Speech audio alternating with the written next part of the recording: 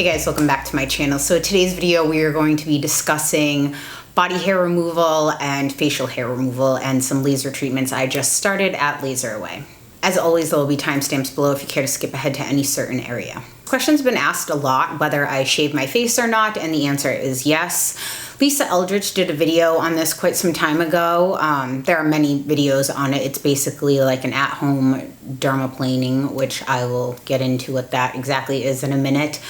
And she actually removed the video because she got several people really upset saying that she was body shaming people for having facial hair or something like that. Lisa was so kind and to take into consideration people's feelings on that.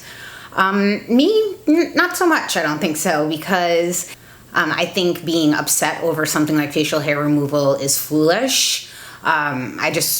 For those people that do get mad, I'm like, let me get this straight.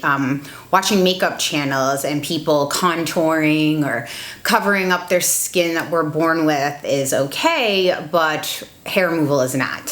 One is shaming and the other is not. That makes absolutely no sense to me. It's either all okay or none of it is okay. The people that gave Lisa so much crap, I hope that they walk out their door every day with their natural hair, their natural texture, barefaced, they don't shave their legs, their armpits, their bikini line or anything. They just walk out into the world as they were born. Otherwise, they can save it for me. I do understand that this topic can make people uncomfortable. I know my sideburns, which I will show a picture of in a little bit, bothered me as a kid because they came down so far down, and sometimes in school I'd be teased about them. It was just something that really bothered me. So I think sometimes when it's a topic discussed that people feel sensitive to, sometimes they lash out because either they don't want to try what's being discussed or they're scared or whatever it may be. I have Italian in me. I could grow full sideburns, like full chops, an almost full lady beard. I probably would be a little sparse like in this area, but otherwise it would be pretty intense. You don't have to do any of these things. No one is shaming you if you don't do these things. If you like facial hair or keeping au naturel, that is 100% up to you. There is nothing wrong with that. My opinion of what I like on me should not affect you in the least. Like I said, I'm covered in tattoos, and I'm sure plenty of people dislike tattoos. They think they're trashy. They think they'll age terribly. They hate piercings. It's fine. All that matters is that you like it. And this is to answer questions that have been posed to me about how I do it and some myths I think that you hear a lot being spread. I first started doing it because of, I'll show you a picture before I was really doing anything, and like my sideburns came down to here and they were pretty heavy. And that's the original reason why I started doing it. Because I have started even shaving the peach fuzz on my face. My skincare absorbs better, my makeup lays better. Right now I'm wearing a matte foundation, but even that, I mean, light is bouncing off your skin and going to reflect back. If you have a lot of peach fuzz on your face, that's likely not going to happen because it's kind of creating a barrier against the moisture or whatever would be reflecting back. So I'm gonna discuss with you right now how I shave my face. In office, the treatments are called dermaplaning. Those are done with a scalpel and they're more intense. Do not try that at home. Do not buy a scalpel online and try to do that at home. But this is a very basic version of what you can expect in office without the $150 to $250 price tag that comes along with each treatment. This is a way to remove unwanted facial hair or peach fuzz, but it's also a way to manually exfoliate your skin because as you're dragging whatever tool that we'll discuss in a minute, whether it be an eyebrow razor or even a regular razor, you are scraping off the outermost layer of your skin like little bits of exfoliation. You can do it on thicker hair as well besides just your peach fuzz, but I'll touch more on that in a minute. There's a huge misconception that if you shave your face or any body hair for that matter, that it comes back thicker and darker. That's simply not true. Feel free, it's just a Google search away. You can read on medical research, whatever you care. I mean, be careful what sources you cite, obviously, because you could pretty much find anything online. But that should answer anybody that is telling you otherwise. It's a rumor, or kind of like that wives' tale that they spread. My Nonna, who is from Italy, used to think that if you shave a baby's head bald when they were born, that their hair would grow back thicker and fuller for the rest of their lives. We know this isn't even a possibility because the hair growth is controlled by the hair follicle that is underneath the skin. So nothing that you're going to do on the surface shaving wise, I mean, you can put chemicals on top that could possibly stimulate the hair growth, but nothing that you're going to do on the surface of the skin is going to cause that follicle to grow back thicker or darker.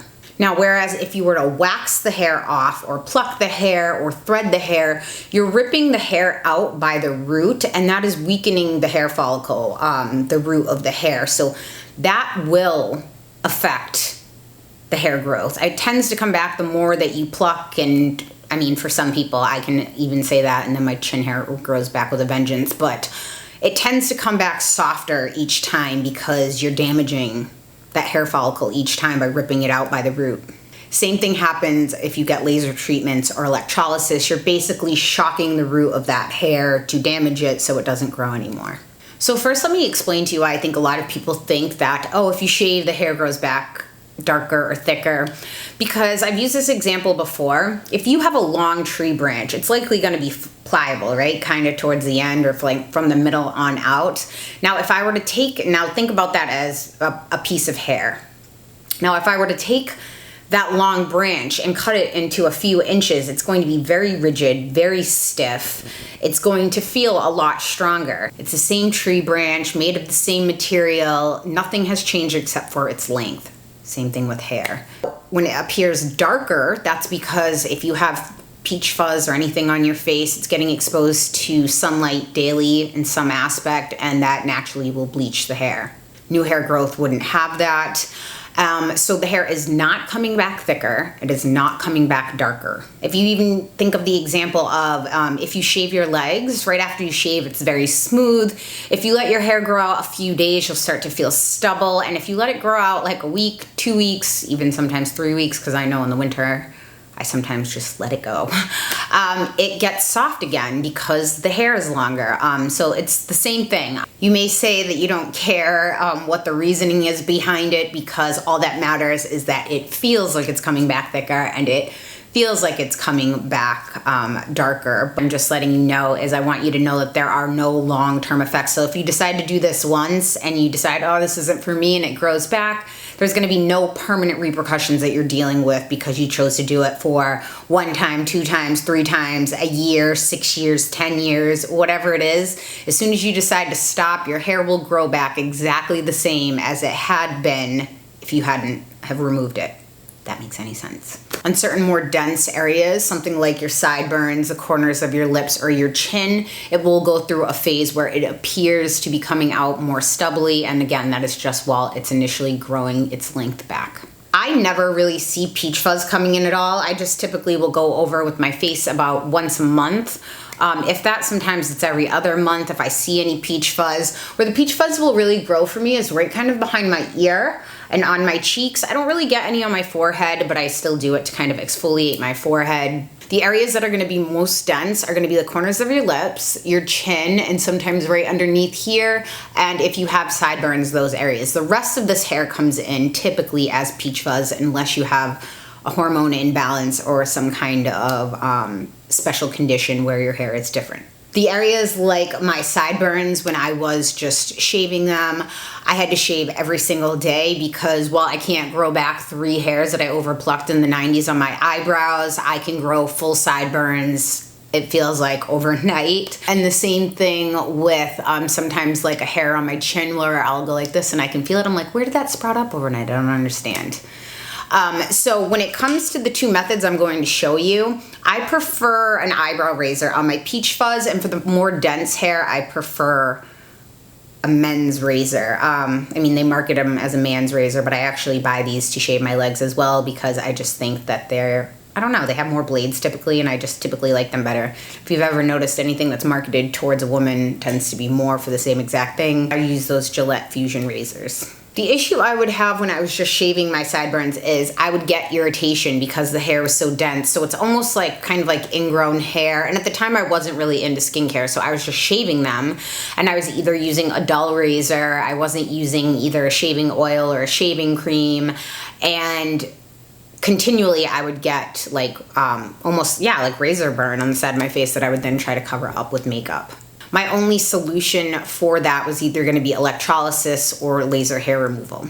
I did a video several years back now on how I use the at-home Trio, which is a laser that you can buy at Sephora. It's pretty expensive. I didn't buy it because my mom originally bought it. She used it one time on herself and just zapped something, and she was like, nope, that's super painful, and she gave it to me, which I was like, score.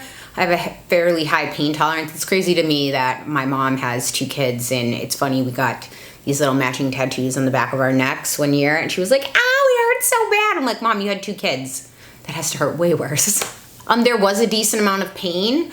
On the more dense areas, you're going to feel it more. Now with the Trio, you had to be lighter skin. The lighter skin you were, the darker your hair, the better that laser works as an at-home laser. Lasers since that video have made leaps and bounds in improvements. They can now be used on even darker skin. Before it was, if you were darker than a certain level, they couldn't do it. When I was actually using the Trio, I zapped a piece of a tattoo that I had on accident, because laser hair removal is the same thing. It's targeting pigment in your skin and pushing it up. That was extremely painful. It basically like burned and scabbed over, and now that piece of my tattoo is still completely gone. I probably should get that touched up. So the in-office lasers are much more advanced now. To work on multiple skin tones are less likely to burn you than if you're doing it at home. Like that Trio, if someone was darker skin tone and they were turning up the volume, you could burn yourself and cause scarring. So that was something that I even mentioned there. You had to do a test patch. Be very careful with that. What I like more about in office too is that since the technology has come so far, when I was getting my treatments done, they actually have this like cool air that's blowing at the same time as where the laser's going, so it makes it so much more bearable than when I was self-inflicting it. Typically, even when you do laser treatments, even though it's called permanent hair removal, you will eventually need a touch-up. So I did those Trio treatments on myself now several years ago, and I never really had to do much else. And within the past, I don't know, I would say 6 months or so, I hadn't really done anything about it, but I was noticing that the hair underneath my chin right here is coming back on the corners of my lips a little bit, and I could feel when these would come back. So now, since I went through the initial laser treatment, I wasn't getting like the razor burn or anything like that because the hair was a lot less. It wasn't as dense, but I was still getting some pieces coming back. Many things can affect your hair growth and how it comes back, hormonal changes, medication, just a lot of things. I would encourage you to look that up. I was talking about my facial hair in a few different videos now, and I actually had LaserAway reach out to me and ask me if I would like to go through some laser hair removal treatments. I'm not affiliated with LaserAway. I'm not being compensated by them. I am receiving 6 hair removal treatments at no charge, just in exchange for my honest opinion and feelings on how it went. I've had 1 treatment so far. I'm doing lower legs, full Brazilian, my chin, my lip, and my sideburns. I'll keep you updated as I go, kind of like any check-ins if anything major changes. Otherwise, I will do like a final video at the end to let you know how my results were. I can already tell you the place that I already noticed the biggest difference is on the Brazilian, because after I got it done, I've got it done now a little more than 2 weeks ago, and it took about like a week after I shaved the area, and it's been smooth since. So like a full week, and that is not like me. Normally my hair grows back really quickly. So the bikini area took really quickly. I haven't noticed a difference yet in just the 1 treatment on my legs or on my lip or chin yet. That's gonna vary for everybody. It's gonna vary depending on the hair density, the color of the hair, the color of your skin, what growth cycle it caught your hair in. All of those different factors kind of weigh in. I did take some footage while I was in LaserAway. I just basically showed them doing my lower legs. I'm not doing my upper legs because the hair there grows really fine anyway. And then you get to see my pasty Casper the Ghost white legs. Again, the lasers have advanced so much in a short amount of time that you'll really need to go in and get a consultation to find out if you're an ideal candidate. If you want to skip directly to the laser hair removal session where I filmed just a little bit, there will be a timestamp here in the screen where you can skip ahead. First, I want to show you guys how I shave my face, and then I'll get into my laser hair treatment removals. For my peach fuzz, I do it about once a month or once every other month, just as I'm noticing as it comes up. The peach fuzz on my face does not come back thicker. The only thing I've ever noticed is sometimes when it comes in, it can come back maybe slightly darker, but I don't really notice that. Again, because the hair is so fine and it's seeing the sun in some aspect that it lightens it. I've never had like all of a sudden this looking like Teen Wolf or anything. That's not an issue. I'm gonna do a split screen here while I explain what I'm doing so you guys can watch me. On one side of my face, I'm going to show you, on this side of my face, I used a razor. And on this side of my face, I used my eyebrow razor. If I'm doing it with a razor, like a typical shaving razor, I prefer to do it when I get out of the shower so the hair on my face is nice and soft. I did do this morning. I typically prefer to do this at night so I'm not putting any makeup over top of it right after. I just like to put my skincare on. One thing to know is my skincare videos are out. If you have shaved your face that day, I would avoid retinols and I would avoid acids that night because you've already exfoliated your face. You don't want to overdo it and you don't want anything irritating your skin. So I would lay off those things, and possibly even the next morning I wouldn't use an acid or any kind of retinol. You shouldn't be using really in the morning anyway. But I would just kind of give your skin 24 hours after dermaplaning or shaving your face before using those kind of active products. So first you're gonna see me use the razor. Now in this aspect, when I'm going against denser hair, like the hair on my sideburns and like under here, I wanna go against the growth of the hair.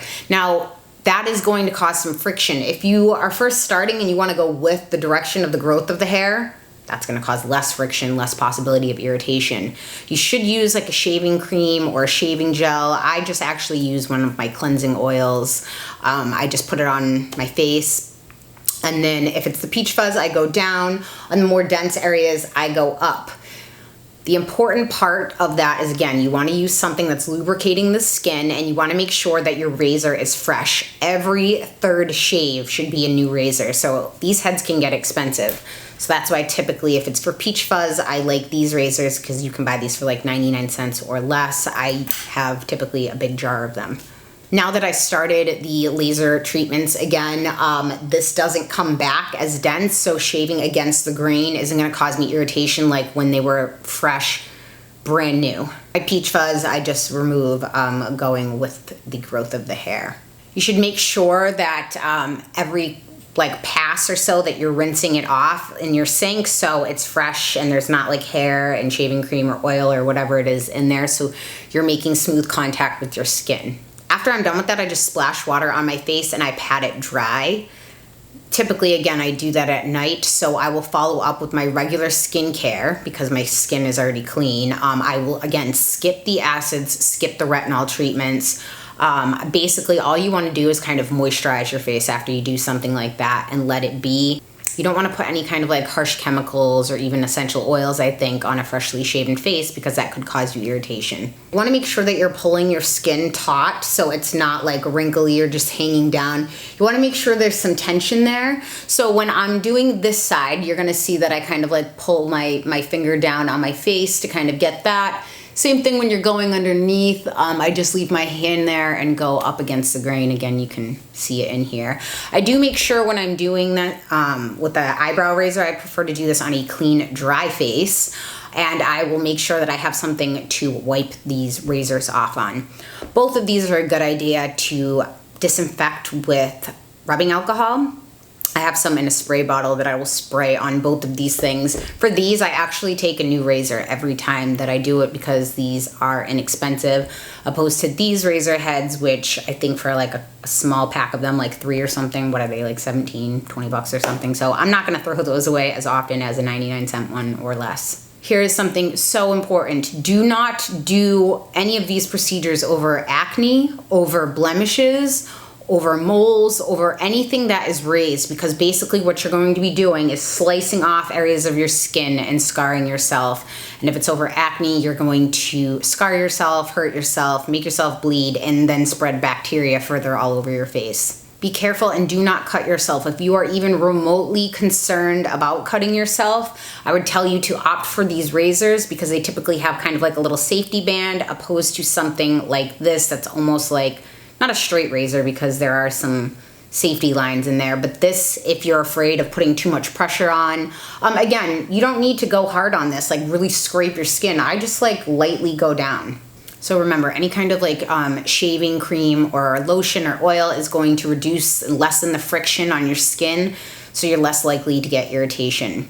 For initially, when I started doing my sideburns, they were so long that I first had to take some scissors and cut the hair, and then I had to shave it. So first I went down with the direction of the hair. Then once they were like more cleaned up, then I went against the grain. A piece of advice that I would offer you, again, it's all going to be subjective, however high up you want. You want to make sure you don't bring them up too high, because then that will start looking crazy. And if it's just shaving, they will grow back, but you'll have to go through like an awkward grow out phase. So again, I would start small and kind of gauge what you think about it little by little, taking them up until you get them right where you want. And same thing, kind of make sure that they match up on each area. I do have some hair here that's still like not as long as the rest of my hair, but longer, that I can pull down. Just kind of make sure that you're balanced and measuring them on yourself for finding out where they go. Again, make sure to replace your razors every third treatment. You do not want a dull blade. A dull blade is going to cause skin irritation. Now, if you do decide to do laser hair removal, you do have to have the areas shaven before you go in. Sometimes as the treatments go on, they may ask you not to shave, so when you go in, they can see the areas that are still growing back and the areas that they need to target more with the laser. But in the beginning, they will have you shave the area prior to your appointment. The lasers have several intensity settings. The more you go, the more that they're gonna amp up that laser strength, because the hair is starting to like be less and they're trying to really target it and zap it. You do need to spread out your treatments for laser hair removal over several weeks. Facial hair, I believe, is 4 weeks. Body hair is 6 to 8 weeks. Since I'm doing it all together, I'm just going every 6 weeks. You need to do that because you need to catch your hair in its different growth cycles. There are 3 growth cycles to hair, which I covered in my last video, so I'll briefly touch up on that. You're gonna have the anagen phase, which is the hair's growth phase. There's the catagen phase, which is its intermediate phase, and then you're going to have the telogen phase, which is its resting or shedding phase. So you really kind of need to catch it in its first like growth cycle, and there's no way of knowing that, and the hair can grow at all different times and different lengths. So that's why it's important to get them done at different times and space out the treatment. So hopefully within one of those, I think they recommend an average of 6 treatments to see desired results. Sometimes people need more, but that's why they spread them out so far, so we're getting it in different times. I went to the location here in Huntington Beach. My tech's name was Shelly. She was awesome, super knowledgeable. She made me feel really comfortable. I liked her so much I requested her for my next appointment, which they made sure she was on the calendar and working that day, and put me down with her again. She asked me throughout the treatment how I was doing, how my comfort level was. Usually where it's the thickest is where you feel it the most. Shins and ankles can sometimes feel a little rough. Shins I felt, but you know what? I kind of like the zings. That lets you know it's getting it. Yeah. Yeah, well, that's kind of the way I feel too. So what does the red laser part do? Does that give you a target area, or is that where the light's coming out? That's where the light is hitting. So it's treating everything within that Oh, red and spot. so what does the metal part do? It's a guide, distance guide. So it lets me know that I'm at the right distance from the actual hair. Oh, for some reason I always thought the laser part came out of that metal part. No. Just a distance gauge.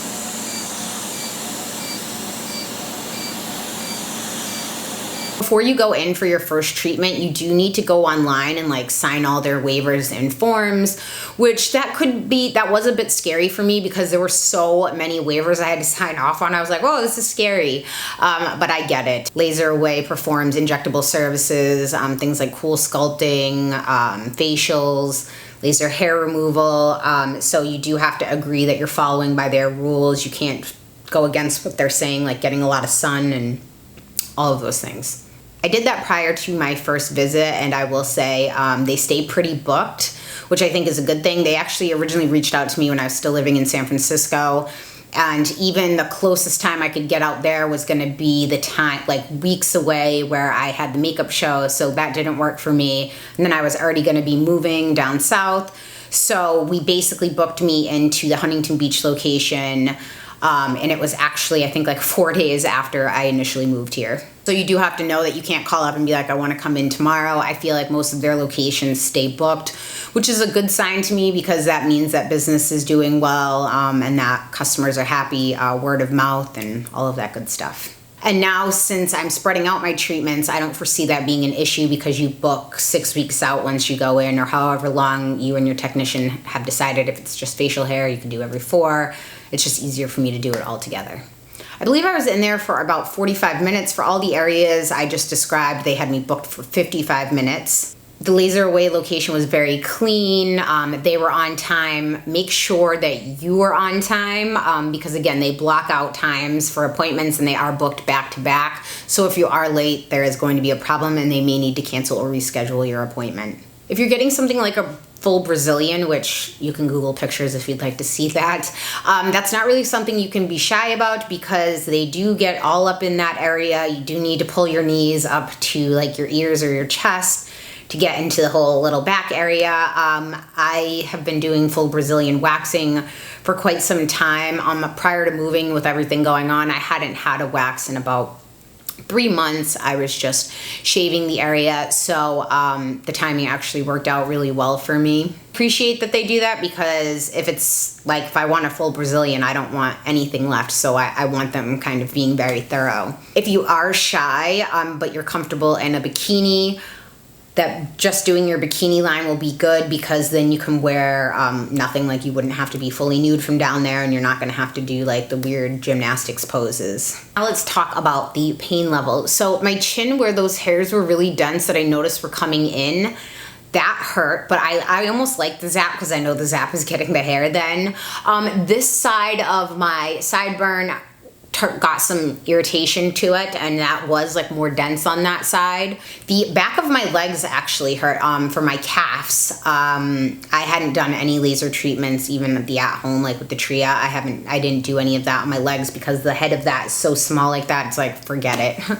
The rest was okay. I mean, I've always heard it described as like a rubber band snapping you. That to me sounds really painful, and this wasn't like that. I mean, there were some areas that you're like, ooh, zing, zing, like you feel that little zing, but it's immediately done. It's not something that lingers or lasts very long. And again, what I like about the in-office is that where the laser's going, there's like cool airstream coming out, so it kind of lessens that uncomfortable feeling. It's funny, even for the Tria at home, it's like waxing myself in like bikini lines. If I ever tried that, it's like I could put the nice warming, calming wax on, but the idea of ripping it off myself, I could never bring myself to do.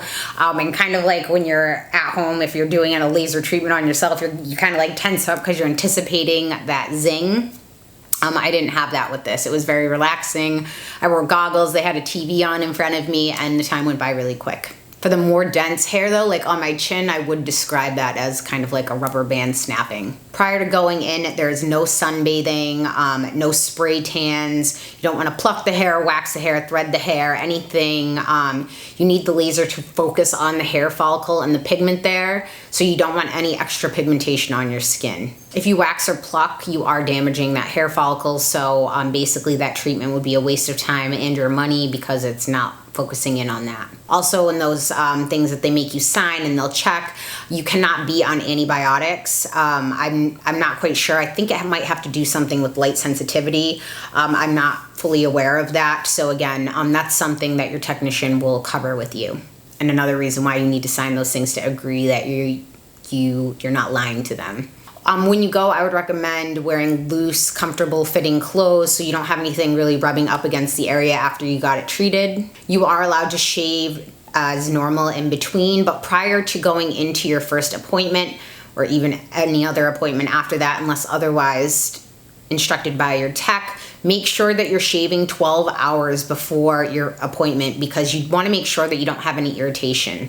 So like if you were to get razor burn or anything like that, since it was just after I moved, I actually had 2 pretty gnarly bruises on my leg, and she had to avoid that area because, again, basically the broken blood underneath my skin like that would have been targeted, which could have caused a burn for me. So she just avoided that area this time. One thing that is important to note is a laser cannot take care of peach fuzz. It's not dense enough and there's not enough pigment.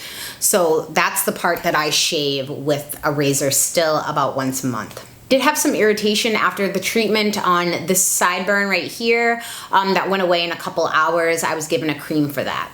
The first few days after treatment, my Brazilian area almost looked like the hair was like trapped under the surface at first. And I was kind of like, that's odd. Is that going to go away? And then in a couple days, I shaved and it completely went away. I think it's almost like that hair that kind of got fried and the follicle wasn't like pushing up as much. So it was just kind of sitting there for a little bit. Prices are going to vary depending on the location. If you buy a package, the areas that you're getting treated, you will need to go into a consultation to figure that out for yourself. I'm so looking forward to not having to shave. I cannot wait. I hope you guys found this video useful. My next treatment is May 17th, and then I will have 4 more treatments spread out over 6 weeks. Apart from each other. So I will let you know at the end of my treatment how it went and how my results were. If you guys have any questions, comments, or concerns, please leave them in the comment section down below. Thank you so much for tuning in, guys, and I will see you next time.